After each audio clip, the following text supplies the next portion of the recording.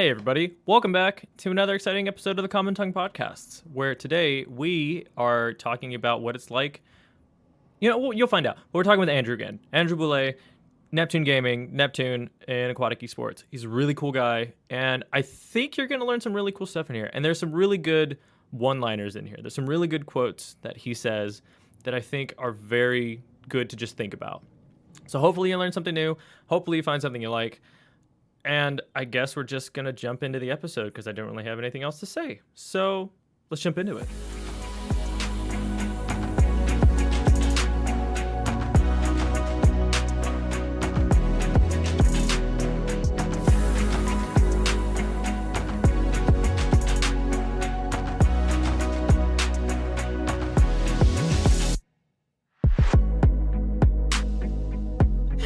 So great. Hey everybody, welcome back to another mediocre attempt at a podcast. And this is probably the best example of a mediocre attempt. We have a return guest from last week because we recorded these out of order to keep things fresh and spicy for you. Please, sir, if you would be ever so kind, introduce yourself and state what you do for the record. What's going on, everybody? My name's Neptune, and it's pretty darn cool. Also known as Andrew. And if you were a repeat listener, you'll know that last time I introduced myself as Andrew, also known as Neptune. Yeah, we had to flip it. Now we're talking business. It's it makes sense. We're talking about esports tonight. I run an esports company, so I think the Neptune name, it just kind of works. Yeah, we don't care about your crypto fortune. We don't care about none of that. We want to hear purely about the gaming side of Neptune, which is the best side. I don't know. I would definitely argue because I think in my head I've phased out of the idea that I'm going to become a really popular gamer in any capacity. So I'm just really down for learning cool things about people like cryptocurrency. So honestly, I was super happy about that one. But we're not talking about cryptocurrency. That's garbage. Get out of here. No. So you, sir, are the president of an esports company. Let's do a quick plug. Tell me everything about Aquatik. It's spelled with a K instead of a C. Perfect. Marketing, gold. Beautiful. Podcast over, everybody. Have a great night. Yeah, thanks. Click in the That's the best part of Aquatik. We misspelled it. Aquatik is it's an esports organization that we built. I guess I built out of my closet about a year ago with the concept of just playing some games with my friends. And it quickly evolved into something more. And the whole goal from day 4, because I guess those first 3 days were just playing games with friends, was to make an organization that made gaming and esports inclusive for anyone. We wanted it not just to be for the pros, and not just to be for people that had a ton of money, but that anybody that wanted to get into esports could get in, could play, could win money, and could find themselves creating content, which is what this is all about, right? Yeah. So would you describe it, and this is for all the nerds out there who know this word, would you describe esports in Aquatik as a meritocracy? Possibly. Yeah. I mean, yes. And the reason why I asked this is because both Kami and Riptide have told me things in their respective episodes where I'm like, okay, this is basically only okay. The way I think of your esports company is it's literally for the player. Yes, you guys care about money because you have to make money. You're a company. You have to pay all your employees, but you market it everything towards the player rather than towards the pros, kind of like how you said. And I personally love that as an esports, not even as an esports, but just as a marketing campaign in and of itself. Yeah, and I know people think we're crazy a lot because of what we do. I love being the crazy one out there in the world. And it's interesting because Aquatik always has been that way. Like our mission statement from day one has like never been to charge the community for anything, right? Like we never charge people to play in games. We never charge people to cast or to get on camera.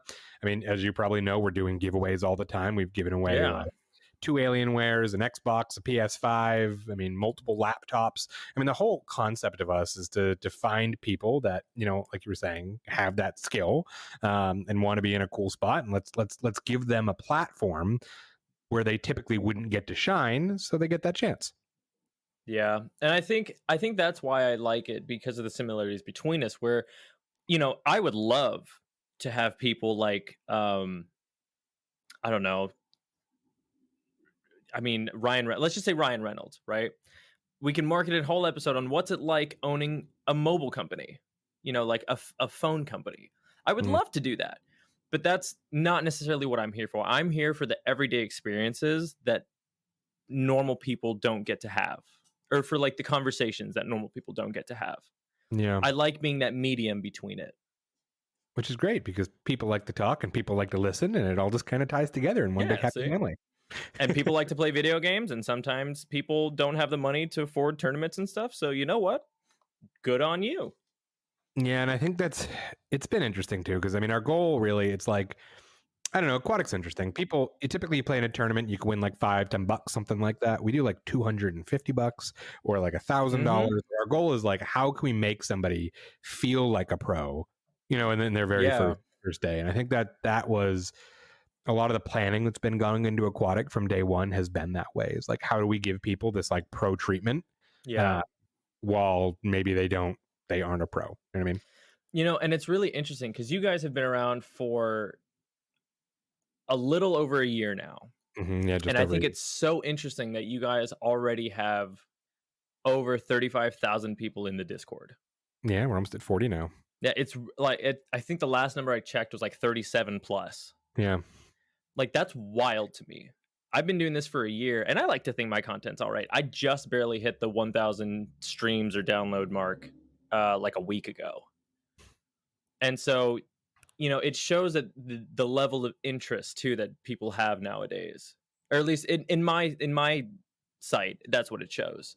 Well, it shows that esports is a really growing, not necessarily a community, also a community, but it's also a huge market that is just exponentially growing.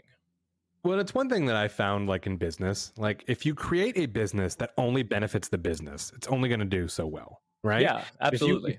If you create something that's whole goal is to help other people, it's going to be successful. And so, I mean, Aquatik's whole purpose, right, is like growing other people and trying to give them a platform to become a creator. I mean, you look at like Twitch and like the rapid growth that like a program like Twitch has, right? Like it makes sense, because Twitch's whole business model is giving other people a platform to be successful. I know this is kind of off topic, but like look at TikTok, right? It's becoming one of the most rapidly growing social media platforms on the planet. Yeah. And it's brilliant because TikTok it's easy. Anybody can do it, right? How many people have a mobile phone nowadays that has a camera built into it? Everybody does. And like with Twitch, even you need OBS, or you need like a nice camera or a microphone or all these things to make it work. TikTok, you literally whip your phone out, you hit the go button, and you can make a platform for yourself. And they do all the work. They're marketing you, they're putting you out there, they're giving the option people to like you. And so whenever I create a business, and this is probably I'm what some people would call a serial entrepreneur. This is, probably like 7 or 8 down the road for me. And I think the biggest piece to that is, what can you do that's going to give other people a chance to shine and grow and kind of build them a platform? And so I wanted to bring that to the esports space, and hence there's Aquatik. See, and now going back to this, because I think and I actually talked about I think Kami and I actually talked about this. I'm telling him what you said there. Yeah, you can absolutely tell them, because we talked about how TikTok is both one of the greatest things, but it's also equally one of the hardest things to stay relevant on, is because there's so much organic growth and new people are coming in and showing up. It's really easy to rise and then just completely fall off the face of the earth. No, I get that. I mean, I have a decent following on, Instagram. I think I'm just at about 100,000 on there. I think we're a couple days away. On TikTok the other day, I haven't really been relevant. I haven't done a lot on there. I think I had like 200 followers or something on TikTok. I actually just deleted my TikTok account yesterday. I'm looking at bringing it back. But it is, you're right. I mean, there's an ability to become relevant and then not relevant and changing. And all of these different platforms are so different, right? Like, you can be popular on one platform. I see a ton of people that'll have 1 million followers on TikTok, and then I look at them on Instagram and they have like 1,000, and I'm like, how do you have 1 million here and 1,000 here? And it's so crazy to see all of these things changing. And that was one of our other missions, is like, how do we educate people, like where they should spend time and what they should do, and kind of, you know, how they as a person. Yes. Okay. And this is what we're going to get into, because I actually had a conversation with somebody about this in one of the squad chats in Aquatic. Oh, nice. So we're actually going to talk about this, because I love this part of it. Okay. So going back about 5 minutes in the conversation. So you started this out of your garage, basically. Yeah, pretty much. As my little walk-in closet. So how did you start the process of building an esports company? I know, I think I know 2 other people who are starting or are in the process of starting esports groups. But what was that process like for you? It was deciding again, you know, interestingly enough, the first couple of days, like I said, it kind of started as me and my buddies just wanting to play some games and creating like a group. And it was Aquatik, this concept. But when I decided it was going to be an esports organization, it all goes to like, how many people can you get something in front of? Right. And so I was, my concept was, how do I get this in front of people? And, you know, I'll give you a real quick example here. So we've been testing across social channels how this works, and so we built a reel on Instagram. You know, their TikTok competitor. Us, you know, it's a standard reel. I think we made like a G Fuel. Oh no, excuse me. It was one where myself. Was it the one with the pool? That one is great though. That's a new one. That one was kind of funny. I did enjoy that one. It's one where myself and Blue Spartan eat a steak, and he eats his raw, and I eat mine. Like, oh, I do remember that. I couldn't watch it because I was like, I almost gagged. We put the trigger warning on there for that exact reason. Yeah. But you know, we put it on Instagram, and you know, in the first 24 hours, it had 30,000 views, I think, and there was a bunch of other kind of pieces that came with it, likes and all that kind of good stuff. We waited a week, and then we put it on TikTok, right? And on TikTok, in a 1 week period, it gained about 200 views. And so you're 200 views on TikTok compared to 30,000 views, you know, on Instagram. And I think at Instagram now it's like 50 or 60,000. And so our concept was like, you know, so my mind back in the day, knowing this type of a problem existed, is how do I get things in front of people, and where is it going to make the most impact? Right. And so that was when starting this business and starting Aquatik, I was thinking, how do I explain what Aquatik does, and how do I get in front of a ton of people? And the way I did it was through YouTube. And so I built kind of what I thought was a cool video, and I spent some of my own money hiring somebody off of Fiverr actually to help like produce what I thought was a pretty neat video. And we turned it into a YouTube ad and a video. And I think that thing amassed like almost 1 million views in a couple of months, and Aquatik was born. You know, it's funny because I genuinely, to this day, cannot remember how I got into the Aquatik Discord. A lot of people cannot. I couldn't tell you. I can't tell you if it was an Instagram ad or a Facebook ad or what. I don't remember. And that's the funniest part to me. It's one of the best parts though. Like, I like that. I like that people are just like in Aquatik now, and they don't know how they got here, or like where they came from, or like why they're even a part of it, but they like it too usually. Yeah, and I was there for a couple months, I think. And then Kami sent out I guess it was an ad, but he was basically saying that he needed casters. And so I answered. I hit him up and I was like, hey, I have a podcast. I have a good mic. I have pretty decent knowledge of Super Smash Brothers. Maybe not to like a lot of people in the community, but I feel like I can hold my own and so tell you some stuff about what's happening in a match. Yeah. And he was like, yeah, cool, let's set something up. He picked me and Ninja Falcon 2 is my co-caster. And I think we've done 2 Super Smash Brothers community days. And that's one of the things I like about Aquatik. Like, I think you need to stay true to what you're doing in a business, right? Like, you need to understand like what your goal is. And if my goal was to grow individuals and give them a platform, it's one of the reasons that Aquatik is non like restrictive, right? Like, we don't have any non-competes in place. Like, you could be a part of Aquatik and FaZe Clan. You could be a part of Aquatik and also run your own esports organization if that's what you want to do. Like, right? Like, if we're preventing people from being in other organizations or from, you know, casting for a completely competing organization, I'm not helping them grow. I'm in fact holding them back. And so again, that's, you know, the fact that you can just like get to see a thing from Kami, be like, hey, yeah, I want to cast and be able to cast without any like, well, first you're going to have to say like, you're not going to do it here, not going to do it there. That's our whole platform. That's our whole concept, is saying like, yeah, why not? Let's do it. And hey, if this helps you find a better, you know, opportunity elsewhere, like, yeah, we did that. We helped you get there. Like, that makes us feel good inside. Right. And that's the whole point of us, is giving people like opportunities so they can get something better down the road. And see, and this is a really good example of this, because I love that you guys do that, because I can't remember who it was. I remember talking to somebody, and this is where I'll bring this up. But so I was in one of the squad chats in the Aquatik Discord, and which everybody needs to go check out the Aquatik Discord. It's actually really cool. But so it was myself and two other friends were just in there. I think we were actually playing TFT, or I was editing or something. We were in there, and somebody pops in there who we don't know who it is. They just pop in there, and we just start talking. And he asks, what is the best way to help him grow in terms of his clips? Because he wanted to do, I think it was either CSGO or Call of Duty clips. I don't remember.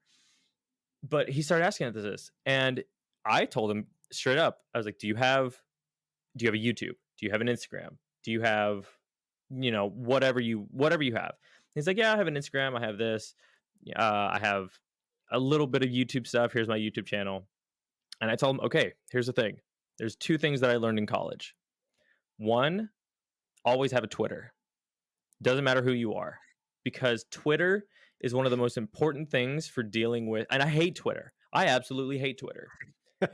But in my head, because of what I learned in college, Twitter is one of the greatest things you can have, because it allows you to reach your audience instantly. Yeah. It is the quickest way to get a message out to anybody. I can agree with that. And the second one was TikTok, because if you're trying to get into a niche community, TikTok is where to go. You can find a niche and just stick there, and I guess generate about the same analytics that you would anywhere else. And what I mean, or not necessarily the same, but stable analytics. If you're creating regular content and people like the content that you're creating, you can create a stable analytic source just from TikTok. And see, I like what you're saying right now. And I think it's something we actually should probably talk about for a second. Like, I like the way you're approaching like social media, right? Like, you're saying like Twitter is a great way to deliver a message to your audience, and that, you know, that TikTok's a great way to get with the niche. So many people look at social media and the only thing they're like is, well, my only point of social media is to have a massive following, right? Like, it's just to get as many people as humanly possible. Yeah. And it's like, why? Why is that? If that is your goal, you're going to fail, right? Like, not everybody becomes that way. Like, you need, in my mind, you know, like if marketing comes to me and says, hey, can we launch a new account? It's, well, why do we need that account? Like, what is its purpose? And if it's, even if its purpose is only having 100 followers, but it's really important to those 100 followers, then great. Like, it's doing its thing. Right? Like, if that's its case, like, then be happy with that, because that's what you're able to achieve. And I think so many people, they come, they're just like, oh man, I only have, you know, 500 followers or something. Like, I need to have 1 million. What do I do? I'm like, well, why do you need those million? Is that really going to benefit you? Or is 500 loyal followers a better opportunity than 1 million unloyal followers? No, yeah. And that's a point that needs to be made, because I can understand why people make multiple accounts within for the same company, right? So I know Aquatik has their CSGO. I know they have their Overwatch accounts. I know you have, don't you have I think you have a Fortnite account too, right? Yeah. So those are all, we actually don't run them. We let the players and the captains build and run all those accounts themselves. Yeah. Well, no, but so that's the point. That's the point that I'm trying to make, is that it's run by the community, and the people who are there are literally there for Aquatik and for whatever the account is based for, whether it be Overwatch or CSGO or Call of Duty. Yep. I think that's genius, because then you can see how many people are specifically there for this part of Aquatic. Mm-hmm. And they're part of that community, and they want to be a part of a different community that's part of an esports organization, and might give them that opportunity to get a little bit more leverage wherever they want to go. I think that's genius.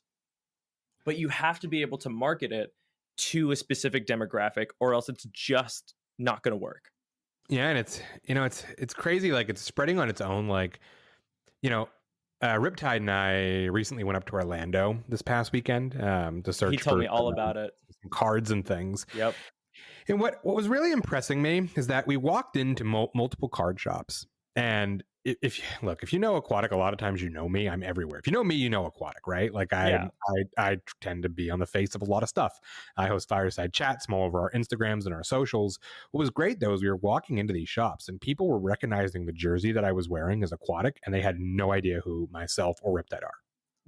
They didn't know us. They didn't know anything about us. They'd see my name. They didn't know who Neptune was. Like, to me, it's exciting that like people are now like recognizing the brand, and it's because of things like you just said. I mean, I'm not in all of these little, sub servers and all these things that are going on, but people are joining. That are there for a reason. And if you know Aquatic but don't know me, it shows me that you're there for Aquatic. Right. Yeah. And that's what's exciting, because it's this like organic growth that's coming out of it. And I think it just goes right back to that concept of that channel is serving its purpose, right? Like, its purpose may not be to come to a fireside chat. That's purpose is to get people engaged in that particular piece of the organization. And it's awesome. Oh, I agree 100%, because, and this is something for me. Yes, I understand that I need to make money off of what I'm doing. This is my job. This is a business that I run. I understand that I need to make money.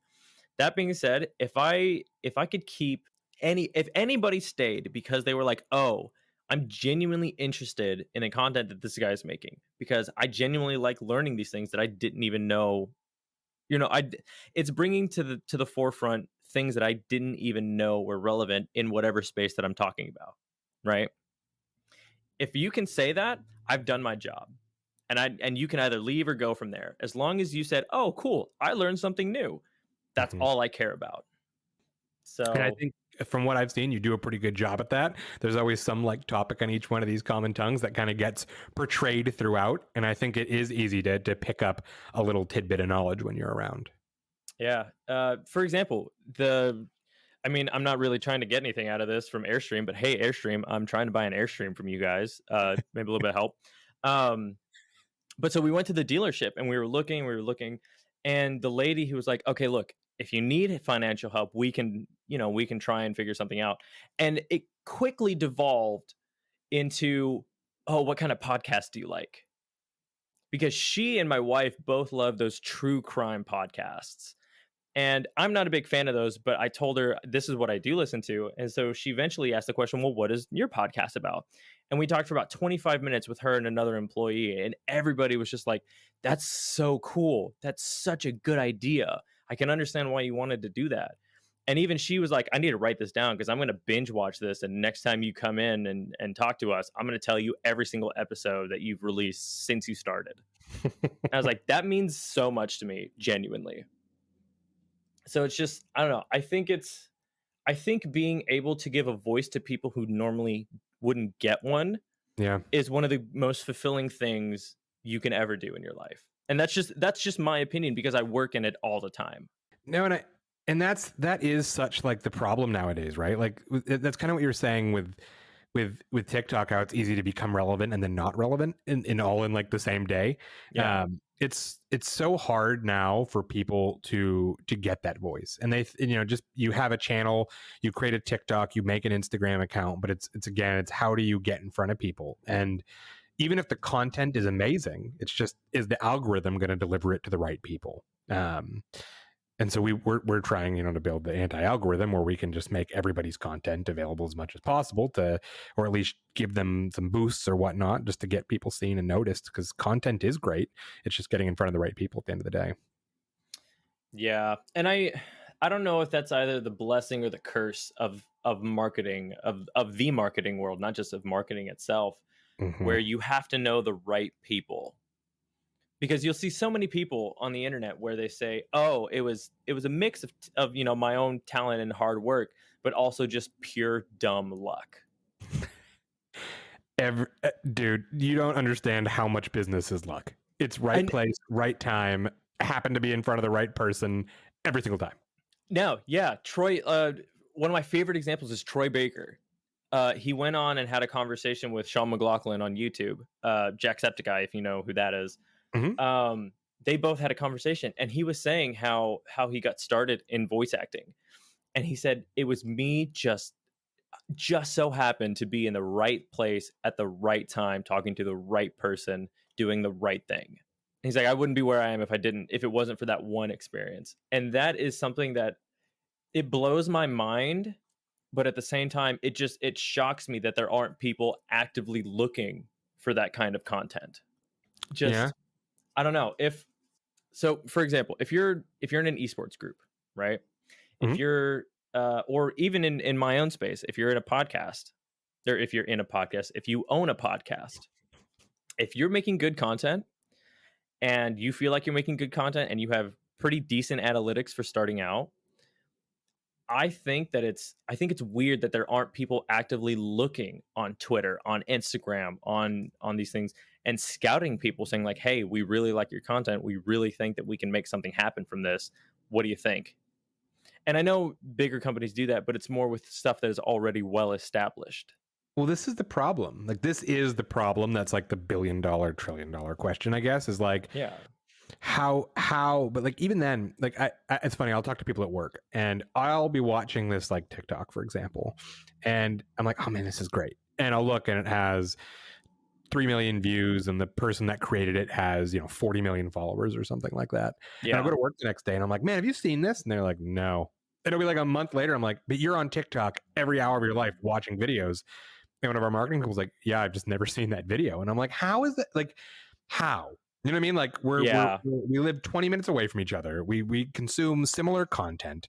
This particular video had 3 million views and 40 million followers behind the account. And like, you and I haven't seen the same video. Like, if we can't make a connection on that big of a person, like, how are we going to make a connection on a creator that just started an account or has only been doing it for a few months and has a smaller number of followers or something? Like, and I think that's what you were just saying there. Like, it's hard to have even those businesses or those scouts find you when there's zero discoverability.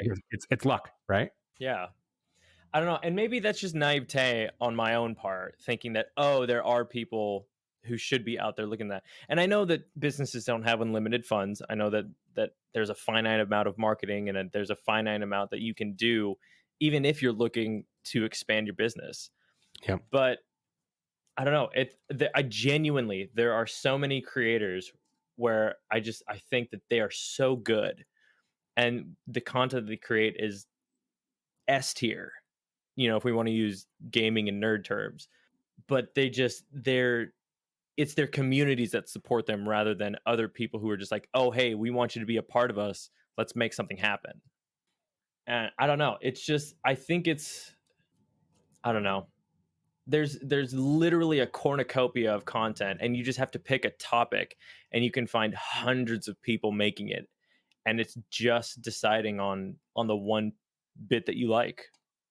It's funny. I love this conversation we're having right now because this is every day at work for me. Like, this is I like call marketing into a conference room and we sit there and I'm like, what just is this? How do we do what this? What do we do? What do we do? Like, how do we take ourselves? How do we take one of our creators and like, what do we tell people? I mean, this is literally our job. This is what we all sit around the room and do, 6 hours out of a day is figure out whether it's ourselves being relevant, whether it's our creators being relevant, whether it's onboarding somebody new. It's just, how do we get to this process? And so this is one of my favorite topics to talk about. So I'm kind of glad we're having the conversation, but there is no easy button, right? There's no like Staples, push the red button and you're good to go kind of thing. I don't know. It was really funny too, because I remember Riptide and I had this conversation where he said, it was funny. It was the day where his second episode was coming out. And one of the people was like, okay, so what are you working on today? And he said, oh, I'm helping the Common Tongue podcasts, market and show their podcast, and I'm helping them out with that today. She's like, okay, cool, great, you're helping the company, go for it. And I was like, wow, that's an interesting, not necessarily, I guess, like job method, but it's just so cool that he's just like, oh yeah, I'm helping out somebody else promote their podcast. She's like, cool, great, do that. That's your job for today. And it was so interesting because, oh hi, that's all right. Everybody, walk your dog. It was just so interesting that was what they mostly focused on, was like, okay, cool, how can we help the company gain more traction so that other people can gain traction as well? That's how I saw it. Yeah. And that's, again, that's that business model, right? Of like, our goal is, if we grow people around us, it helps us grow. Like, it's, if you think about business as a leader, if you have success as a leader by promoting people around you and growing them, you are probably also going to get into a better position in the organization because your business is thriving. And so if we can help all the people that associate with Aquatik, at the end of the day, there's more people that learn about us. There's more people that want to become part of it because they've seen the success that we've been able to help other people have. And we've hired, I mean, I think most of our HQ staff is community based. We've hired almost everyone out of the Aquatik community and given them great jobs in esports at a tech company, which is a job that a lot of people want. And so it's been kind of cool to see us doing that as well. And now even being able to really put money behind the power. Yeah. And I don't know, you can tell me because I'll cut this out if I need to, but I was watching Vandy stream today. It was either today or yesterday. And he said, guys, Aquatik is literally the coolest thing ever. He's like, I'm going to start mailing out cards to everybody because I finally got a PO box. And I talked to, and he's like, I have to thank Aquatik for doing this because they helped me get my PO box so I could start sending out cards and stuff. And I was like, see, that right there. I don't care if the community itself, like the people in the community, a lot of people are going to be garbage anyway. A lot of gamers, kind of toxic. Not a lot. Most gamers, a lot. I don't know. Everybody knows what I'm talking about. There are people who you do not want to be around in an esports community. It happens. I've met a lot of them. That being said, that part where he was like, yeah, Aquatik helped me out. They let me get my PO box. They helped me get my PO box so I can start sending out cards to you guys. That is the best marketing he could have done for you guys. Yeah. In my opinion. Because then it's like, oh, cool. I have a chance to, and that's the thing. Again, it's all purely based on luck too, right? Any job that you get is, it's largely effort and hard work, but there is also that element of just pure dumb luck. And so it's like, oh, cool. I can get in here. I can try and become part of their team. I can try and become a content creator, and then they can help me grow, and then I'll help them grow. And it's a giant happy circle most times. And most people would look at that and they'd be like, well, why, right? There's no monetary gain in us helping somebody get a PO box or helping somebody buy cards or helping somebody kind of grow their channel. It's about our mission statement. And we do stuff like that all the time. I mean, we pay for some people's, like Adobe subscriptions. We pay for certain individuals to get things made on Fiverr. We send out like microphones and webcams and stuff all the time to people. And people come to us, they're like, oh man, my keyboard's this. Well, we'll just randomly buy them one, right? Like we do stuff that you wouldn't, like, why is there's again, we're trying to build a community, right? And that's the whole point here. Is it's not just like, how do we just derive as much money out of this as possible, but it's how do we make a big community that able to kind of grow off itself, and we want it to become a thriving organic business that we're not even doing, that like the community does for itself and stuff like that. Andy making a video like that is that, right? That's the realization of that mission, right? But see, and I would beg to differ just a little bit, because it's that kind of stuff where you help your community out, and then they tell their own communities like, oh, hey, I don't know if you guys are into this anyway, but just check out this really cool place. This is something I'm a part of. Maybe you guys will like it too, since we're part of the same community, right? Yep. And they come in and they're like, oh, I think I am going to chill out. They stay there for a month and they're like, oh, I really like this place. I'm going to buy some merch now. I'm going to buy from the 7C store. I'm going to participate in all this stuff. And I'm going to be like, oh, hey, check out the stuff with Aquatik. And then they're going to tell all their friends, and it's just, you keep growing out of that. So I will disagree just a little bit, because it's that one little $300 that might make you a net of like 100 grand in merch sales in the next month. And I'll say, I know people are always curious about, money and all that kind of stuff. When we first started Aquatik, and when we first launched Seven Seas, I mean, it didn't really do a lot. It was just kind of there. Yeah. Seven Seas is now Aquatik's most profitable venture. No way. It bangs. Oh, it does. It kills. It tears it up. That is literally the greatest thing, because I've been on there and there's some really cool stuff on there. Yeah, Seven Seas has become so big. I mean, we now have hired account executives that build partnerships for Seven Seas. We have managers that oversee the kind of the revenue models on it and the forecasting on it. We're putting marketing behind it now. I mean, Seven Seas is now a machine to keep Aquatik in business, and Seven Seas is also what's paying for all these giveaways that we're doing all the time. Yeah. So I'm gonna do this for you. I'm gonna do this for free. I'm currently on the 7seas.gg website. What a site! No, genuinely, from the last time I looked at this looks so clean. You have your homepage, then you have your divisions page, right? That's accessories, aquatic collection, collectibles, cyberpunk, energy and supplements, razor, snacks, Funko Pop, GLHF. I'm gonna act like I know what that is. Oculus, and they're under $10, right? And then you have your under $10 section. That's all the stickers, Funko Pops, just really cool stuff in there. And then you have your aquatic collection. And then you have all the merch. You have the hoodies and the shirts, and you have socks. Do you know how much I love a good pair of socks? I have a pair of Stance socks. Stance is one of my favorite brands of socks. I have a pair of Stance socks that I bought 3 years ago. There's a hole in the toe and in the heel. And I am still keeping those socks because the design on them is the coolest design I've ever seen. I literally asked my wife if I could keep the socks just to cut them up and preserve that image on the socks. She's like, you can do whatever you want with your socks. They're your socks, but you're not going to wear them anymore. So just sent a note to our head of Seven Seas, who's going to reach out to you tomorrow to send you a nice pair of socks. Stop. No, but literally, this is one of the cleanest, and I think the best part about Seven Seas is that you have like your rewards section too, where you can become a member, ways to earn points and ways to get all this stuff, and you get coupons and stuff. But it's not just Aquatik that's on here. You have your G Fuel, you have the accessories that's from Razer and from Logitech, and even Sony. You have like Sony DualShocks on there. This is easily you have cable drops. That's cool. I didn't even know that. Well, and it gets better. Do you want a little Common Tongue exclusive? Drop the news here first before anywhere else. Absolutely, yeah, heck yeah. And this kind of goes back to our mission, right? Of helping people and kind of what we're trying to give people abilities they wouldn't typically get. And so we are starting a new thing on Seven Seas, and this podcast will likely drop before this news makes it big anyway. So this is where you're hearing it here for first. Wow, if I could talk. Do you want to try that again real quick? This is where you're hearing it first.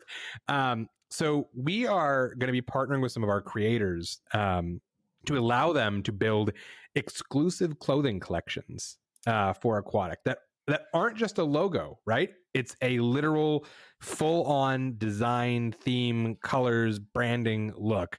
And they will have the Blank X Aquatik collection that will sell over Seven Seas, and they get the vast majority of that profit, like the vast majority. Yeah. But the whole concept is that it is them being able to launch their own clothing brand. And I say that because it's not just the logo on the shirt, right? Or just like the saying on there. It's their own brand of clothing that they're able to then push to their community as well as friends. And we're going to do a ton of advertising for them. Yeah. And we're taking these people that would never have these opportunities to blow up and give them their own line.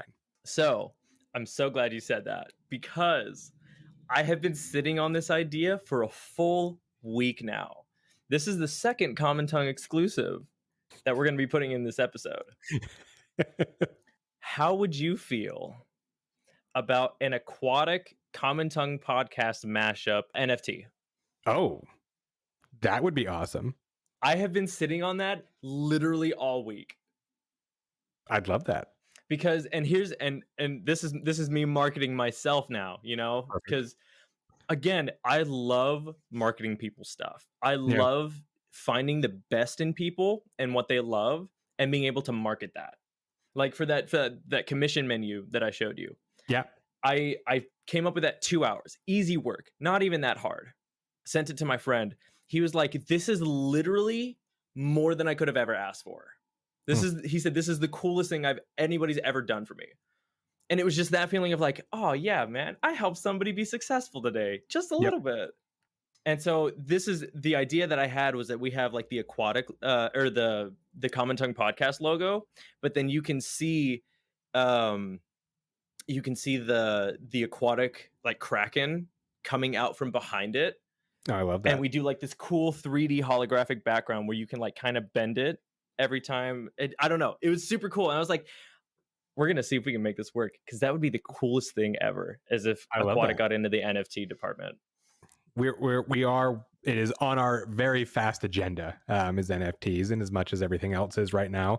But yeah, I mean, and again, we'd love to talk about that. That's awesome. I mean, I think that's the whole point here, right? Is like, let's create partnerships. Let's do cool things. Businesses working together can do much more than businesses working alone. Oh, 100%.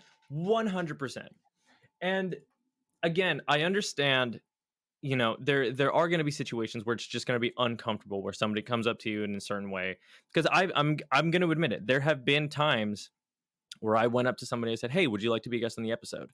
And then the conversation that followed was me just being, you know, I thought I was being just nonchalant, just like, you know, really chill. And then people come back and tell me, he's like, "No, I think I've changed my mind.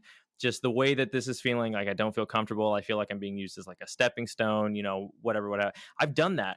And I felt horrible after it, because that's the last thing that I want, is somebody to feel uncomfortable coming on the show Mm-hmm. and feel like they're being used for something else. That was something that I never ever wanted. And so when they said that, I was like, cool, great. Now I've got it in my head how to approach, you know, individuals and bigger companies now, right? And I will say, failure is the mother of invention, because it was that eventually got me thinking like, okay, cool. Now I have a format of how I want to bring people on and be guests. It's not just a, hey, do you want to do this? Tell your friends about it. Maybe they want to be friends. Maybe they want to be guests too. It was a, no, thank you for your interest. Here's the list of how we do this, right? Then we do the whole recording thing. Cool. If you feel like somebody else might be interested in it, let them know. If not, cool, great. We'll see you later. And it was just because I'm not even kidding. My wife will tell you, it broke me that day when they were like, no, I don't think I want to do this anymore. I don't feel comfortable with this. And I was like, oh crap. I've literally become the company that I don't want to be. Where Yeah. people are starting to drift away because of something that I've done. You're right, though. I mean, that is it's that helps us like understand and make more businesses successful. I mean, you look at the history of any company. I mean, Apple failed a bazillion times before they became Apple. Yeah. Right. I mean, it's things that help us realize shame is like the best thing ever for a business. Like me going to my boss or me going to a board meeting and being like, this is what we did this week, I'm sorry, guys. Like, is the thing that makes me strive to never do that again. Absolutely. No, 100%. Because then you know what that feeling is like. You're like, oh, I never want to feel this ever again. Yeah, that sucked. Yeah, literally. It's that sucked thought process. Oh man, it's just, I love having this conversation with somebody else who started their own business but is like wildly more successful than I am on like a way grander scale. But like, it's nice to know that we have the exact same thought process, because I think one of the most interesting things that we do as just a species, just as like the human race, is that we see these people who are at the head of companies, at the head of movies. They're, you know, blockbuster stars. They're A-listers for, you know, A-list performance genres or whatever, right? To throw it back to an episode with RJ Walker, who's a poet. He's like, what did he say? He said, I'm an A-list performer in a D-list performance genre, right? And he's wildly successful within his genre. But then you have these people who are A-listers in A-list performance genres like movies and TV shows and all this stuff. and you kind of deify them, you kind of idealize them just a little bit, and you forget that they're human. And Hmm. it's super interesting knowing that you and that person could be having the exact same thought process about a thing. Yeah. No, I Like, I get that. like we're all human, we all bleed red. Yeah. Yeah, and I don't like, thinking about things in successful either as like money Right. or follower counts and all these kinds of things, because again, it's I made this comment earlier on. I mean, I've seen accounts that have a 500 follower base that recommend, hey, go pick up this product, and maybe 300 out of the 500 will go do it. And then you have an account with a 20,000 follower base that says, hey, go pick up this product, and 10 of them go do it, right? It's all about like the engagement from the community. And I think one of the things that I'd say that you have going, that you are probably the happiest person like that I've ever met. And like you genuinely are excited about all of these conversations, and to have that, like to go to work and genuinely be excited to dive into each day. I mean, each time I talk to you, you're like, oh man, I just had the best episode, or I just talked to the best thing and it was the best piece about this. And like when everything is always the best, like you can't buy that, right? Like you can't, that comes from something you've built and you've grown and you've done. And I think that's worth more than almost anything. No, 100%. Like if, again, it goes back to that whole thing. Like if somebody can tell me that they learned something cool, or they learned something new, or just they saw a different side of a conversation, that's all I care about. Yeah, granted, again, this goes back to the whole, this is my job, I need to make money. But granted, if I'm not making money, it's still no sweat off my back, because I'm still creating content that I enjoy. And my wife will tell you, there will be days where I'm just all the way up to a recording, I'm just like, I'm really bummed, or I'm really sad just because of whatever, or, everybody deals with depression in one way or another. Mm-hmm. And I'll come back from a recording and I'm upbeat. I'm like, that was the coolest episode ever. We talked about the coolest crap. Oh my gosh, I love my job. And she's like, that right there is so endearing to me. And she tells me that all the time. She's like, that shows me that you genuinely care and love what you do. Yeah. So, and I do. And, I feel like I put good work and hard work into this. Granted, sometimes it's super procrastinated. There are days where I won't start recording till 9, or not recording, I won't start editing till 9 a.m. that day to record it, to upload an episode, or edit and upload an episode that needs to go up the same day, 8 hours later. But it's still, I love this. I love creating content that people can enjoy. And I wish that it was the same for everybody else.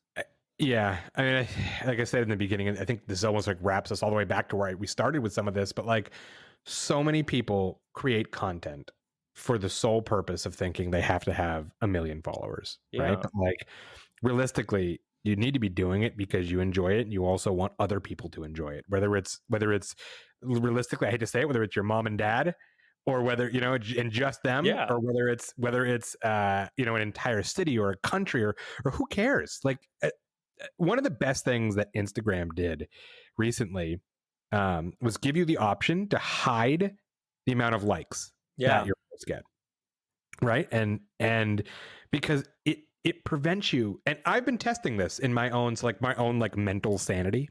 We post on Instagram all the time. Obviously, what we do is we're a business, so we track our analytics and see like how many people like this, how many people shared it, how many people commented on it, and so we put so much time into a picture, like thinking about like, why are we posting this? Does this fit with the look of the Instagram?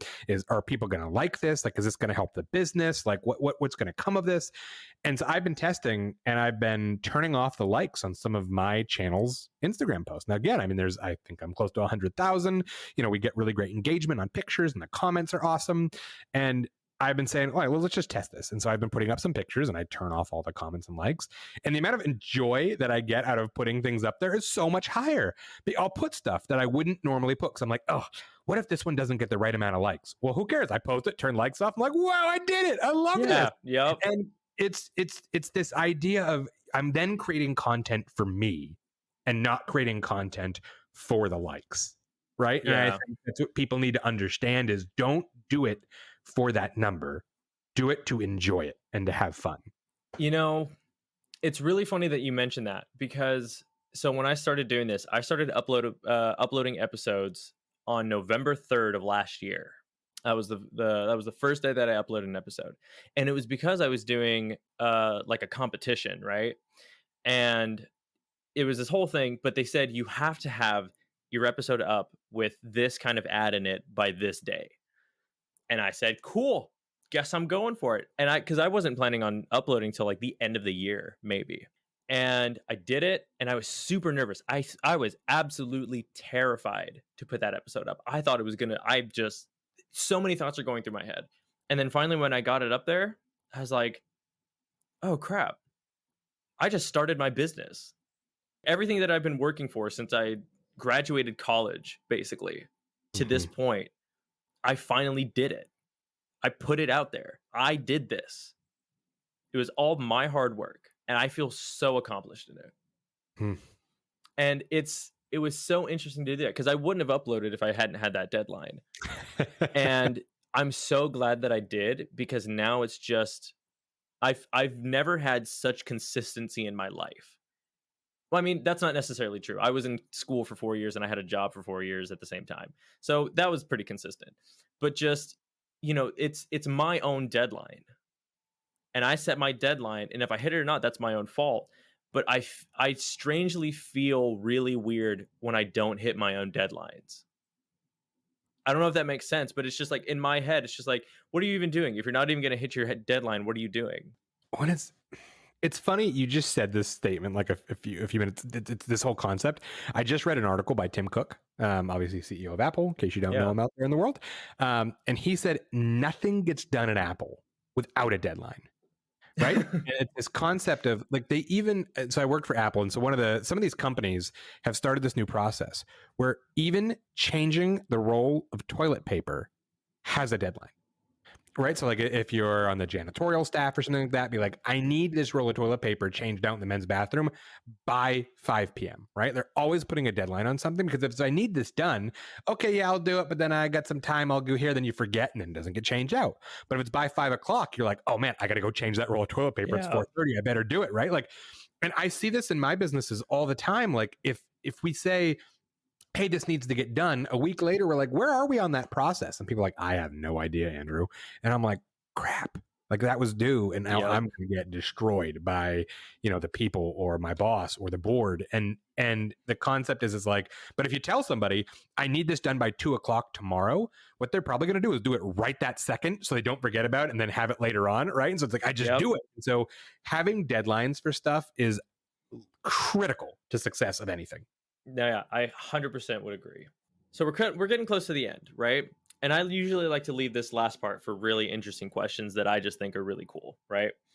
So we're going to see where this question takes us, and then if we have time for another one, we'll do another one. But so basically, there are a lot of esports organizations out there, right? I've heard of a couple. What? I know a couple. Personally, actually. What would you say is the biggest misconception that people have about esports companies? And I think I have an answer for this, but I want to see what you think. When you say people, do you mean like businesses, the general public, the just populace as a whole? Anybody that you can think of. You can take that question however you want. Okay, so this is something, and I want to give a little quick background here. I know we want to try to do a second question, so I'll try to talk quickly. I talk to a lot of big brands every day, right? Like I'm on the phone on a regular basis with Dr. Pepper, Keurig, like Razer, Gigabyte, like Apple. Like if they're big, we've just had a call with Norton Antivirus, right? Like everybody, every day. This is my job, and the biggest misconception is that all esports organizations are run by like teenagers in their parents' basement with a couple of their friends, and they're trying to pretend to be a business. Yeah. You got to understand, like I run a multi-million-dollar business. Like this isn't trying to like flex or anything like that. I run a multi-million-dollar business. Like we have a giant building in downtown Naples. Like I drive a Maserati. Like I'm like a respectable business human being, and I get on these phone calls, and people literally think I'm like 17 years old in a basement, like trying to steal them of their money while I'm like talking to like Keurig, and I'm like, what? Like, no, this is real. And so I think one of the biggest misconceptions in my mind of this space is that we are all just like trying to turn playing video games into a way to make money at a very low level. Yeah. I think my favorite one is that it's not a real job. I love it. I love it when people tell me that, because I've had a couple people tell me that it's like, oh well, it's not really a job. You can't really say you have a job, or they'll say it's a hobby, and I think they see it from the fact that I've only made $150 to date. From when I started to right now, I have made $150 under my business, right?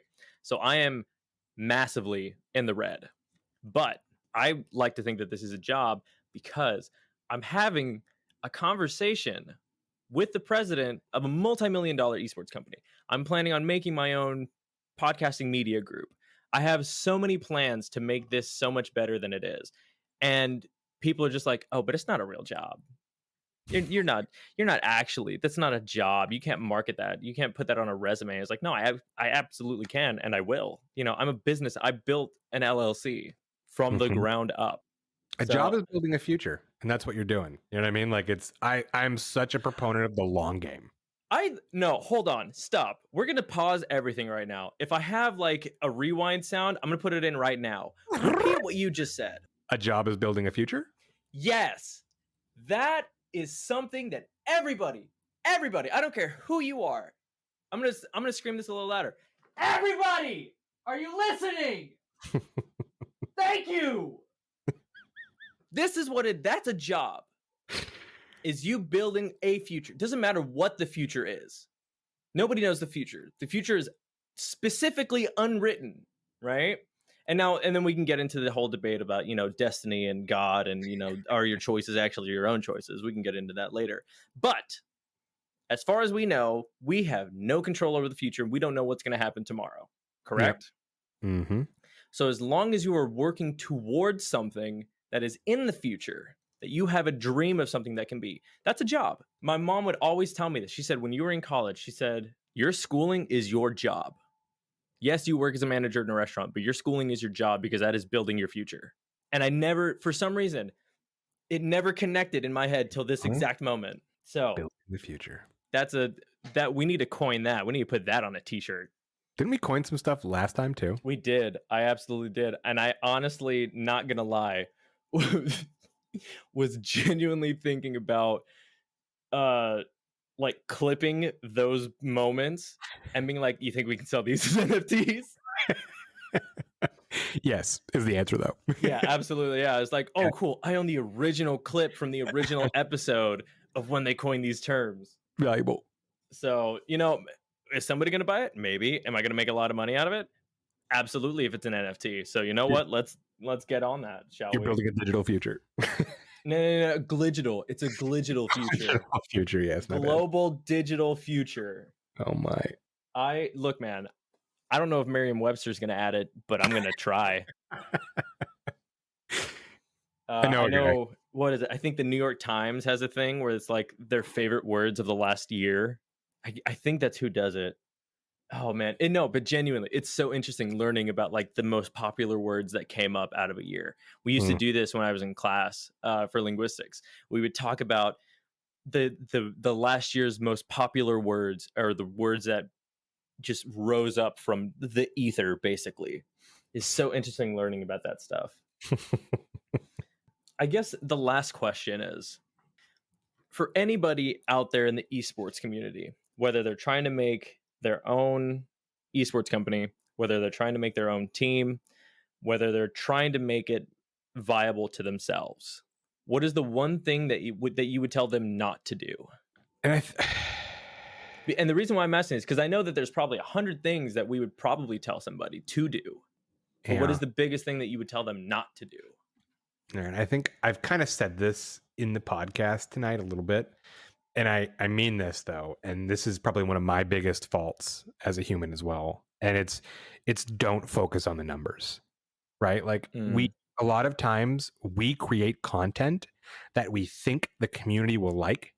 And every single time it is the worst received content because we're building something we think will get likes and it doesn't, right? The stuff that we just like do like wacky in the office or just kind of like make just willy-nilly is some of the best performing content that we've made, or some of the most impactful pieces of content. And so I think, again, it's don't focus on the numbers. It goes back to last little piece here. I was always told in sales to not spend other people's money.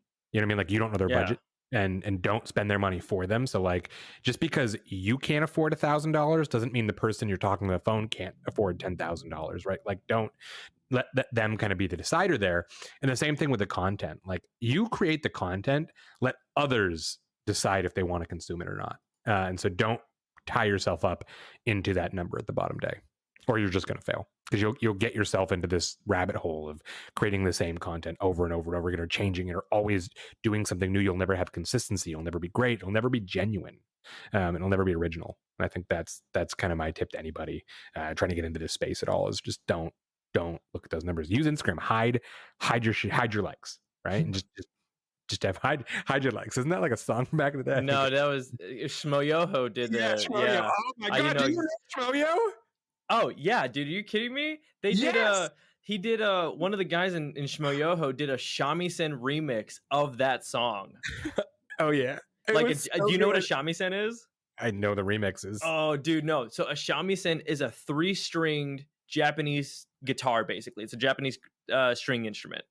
The pick is literally the size of your hand. You have to hold it in your whole hand.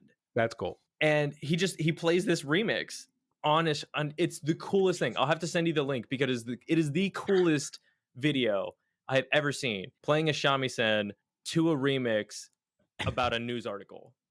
Well, Shmoyo, if you're here, hide your likes is ready for. Yeah, dude. Yeah, Shmoyoho specifically needs to do that.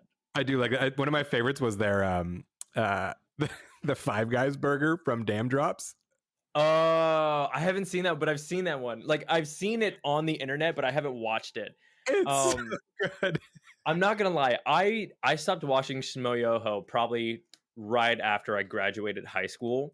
That's fair. But those, I'm not even kidding. Those videos that I watch there are clips that live rent free in my head for the rest of time. They should be selling those clips as NFTs if they aren't. That's a good idea. We need to get a hold of Shmoyoho. If you're going to start marketing NFTs as like aquatic NFTs, like, hey man, we know you don't really care about esports, but we make NFTs and we can make you some money. Another Common Tongue exclusive, right? Yeah. So we got 3 Common Tongue exclusives. You've got your own, I've got my own, and then we've got one for Shmoyoho too, and they don't even know about it yet. Oh, what a night! Oh my gosh, I've had so much. I genuinely feel like we could keep going for hours on this, but I know that you're a busy man running a very important esports company. So please, thank you so much. I mean, please and thank you, but please tell everybody where they can find what you run, basically. You can find us out in the world as Aquatik Esports, all over the place at aquatikesports.com, aquatic.org, discord.gg/aquatic, aquatic.gg/discord. Both go to the same place. See what we did there. You also can find me online at Neptjun Gaming, NEPTJUN Gaming, on Insta and my newly created TikTok. Yeah, I think on Twitter too. I think I'm Neptjun on Twitter, actually. I might be Neptjun Gaming. I actually don't even know, but I'm on Twitter. Let's find out. Why not? I got a browser up right now. Let's it's twitter.com. Gaming. I was trying to keep my branding normal there. I think it actually is Neptjun Gaming. I think the name header is, so Neptjun, but at Neptjun Gaming. Perfect. Look, you can find me there most places except for Twitch, where it is just Neptjun. But everywhere else, Aquatik Esports. But this has been a blast. I've had a lot of fun. This was great. Yeah, I'd love it. So, and you guys might want to be keeping an eye out, because we might have some really cool stuff coming up with people who have already been on the show. So keep an eye out, because I've got some really cool stuff planned. So, but yeah, so everybody, thank you so much for listening. Thank you for tuning in. Hopefully you enjoyed this one. I don't really know if we talked about what it's like running an esports company, but I feel like we did. We got so off topic. I think we did, but I think it all runs into the same thought process of running a company.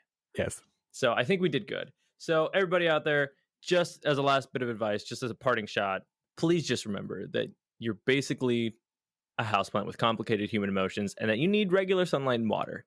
So just remember that. We'll see you on the next one. Thanks. Bye.